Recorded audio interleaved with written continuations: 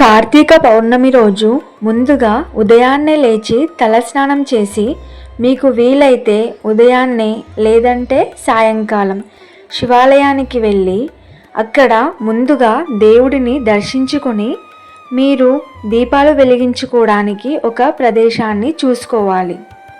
ముందుగా నేలపై కొన్ని నీళ్లతో దీపం వెలిగించే ప్రదేశాన్ని శుభ్రపరచాలి. తర్వాత బియ్యం పిండితో అష్టదళ పద్మాన్ని వేయాలి. మధ్యలో పసుపు కుంకుమని కూడా కొంచెం వేయాలి. తర్వాత ఆ ముగ్గును పువ్వులతో అలంకరించుకోవాలి. ఇప్పుడు మనం పిండితో తయారు చేసిన ప్రమిదలను మనం వేసిన ముగ్గులో ఉంచాలి. పిండి ప్రమిదలు లేకపోతే మట్టి ప్రమిదలైనా వాడవచ్చు. కార్తీక పౌర్ణమి ఎంతో ప్రత్యేకమైనది గనుక పిండి ప్రమిదలు చేస్తే ఎంతో శ్రేయస్కరం. ఆ ప్రమిదలను నూనె కానీ నెయ్యితో కానీ దీపాలను వెలిగించాలి. దేవాలయాలకు వెళ్ళే వీలు లేని వారు మన ఇంట్లో ఉండే తులసి కోట ముందు అయినా దీపాలు వెలిగించుకోవచ్చు. కార్తీక పౌర్ణమి రోజు 365 ఒత్తులు వెలిగించాలి.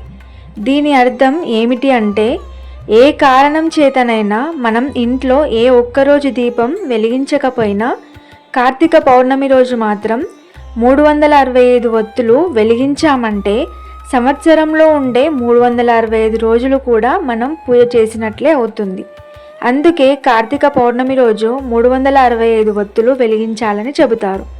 ఇదే విధంగా ఉసిరి దీపం కూడా కార్తీక మాసంలో ఎంతో ప్రత్యేకం. కార్తీక మాసంలో ఉసిరి దీపం వెలిగించడం వల్ల సకల పాపాలు తొలగిపోయి శివ విష్ణు లక్ష్మి కటాక్షం లభిస్తుంది. ఈ దీపం నవగ్రహ దోషాలను, దీర్ఘాయుషు, ఆరోగ్యం, ఐశ్వర్యాన్ని ఇస్తుంది. ఉసిరి దీపం పెట్టుకునే విధానం ఏమిటి అంటే, ఒక ఉసిరికాయను తీసుకొని దాని పై భాగాన్ని కట్ చేసి ఉసిరికాయను ఆవు నెయ్యితో నింపి అందులో నానబెట్టిన వత్తిని వేసి దీపం వెలిగించాలి. దీపాన్ని పసుపు కుంకుమ అక్షింతలతో అలంకరించుకోవాలి. ఈ ఉసిరి దీపం వెలిగించడం వలన అకాల మృత్యు దోషాలు తొలగిపోయి లక్ష్మీ కటాక్షం అనేది మీపై ఉంటుంది. ఉసిరి దీపాలను మనం దానంగా కూడా ఇవ్వవచ్చును.